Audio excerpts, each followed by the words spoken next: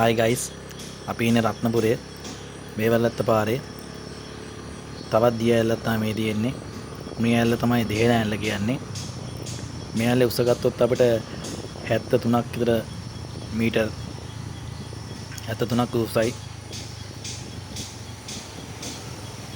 මේ ඇල්ල බලන්න පුළුවන් පාර අයිනින් ඉඳන්ම. ඒ කියන්නේ මෙතන පාලම තියෙනවා. පාලම උඩ ඉඳන් බලන්න පුළුවන්. ප්‍රධාන පාර අයිනමයි තියෙන්නේ. මේ ඇල්ල කඩන් හැරෙන්නේ තට්ටු 5කට විතර වගේ කඩන් හැරෙනවා.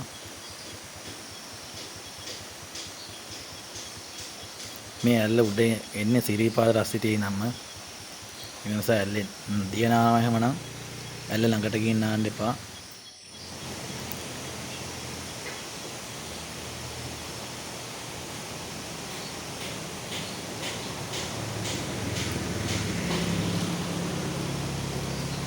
පාරෙන් නම් පොඩ්ඩක් ඈත හින්දා ඇල්ල ඈතින් නම් බලන්න පුළුවන්. ඒක නිසා ගැටලුවක් නැහැ. වහිනලාටමත් බලන්න පුළුවන්.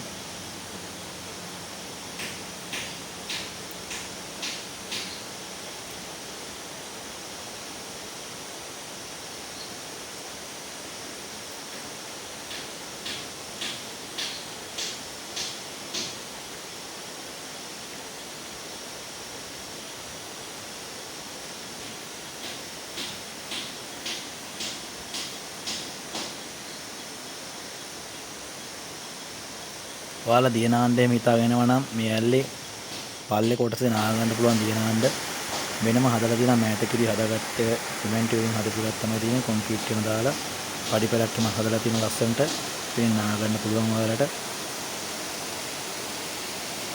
මේ ඇල්ලේ උඩ කොටසේ නාන්න බෑ. ඇල්ල වැක්කෙන තැන එතන ගල් කෑලි එහෙම තියෙනවා. ගල් එහෙම ඇවිල්ලා තියෙනවා. නාන්න බෑ. එතන වතුරක් නැහැ. අතනින් පල්ලෙන් තමයි නා ගන්න පුළුවන්. ඔයාලත් ඇවිල්ලා ඉතින් මේක බලලා යන්න කියලා කියනවා. ඉතින් හැමෝටම නම් සුබ දවසක්. බයි.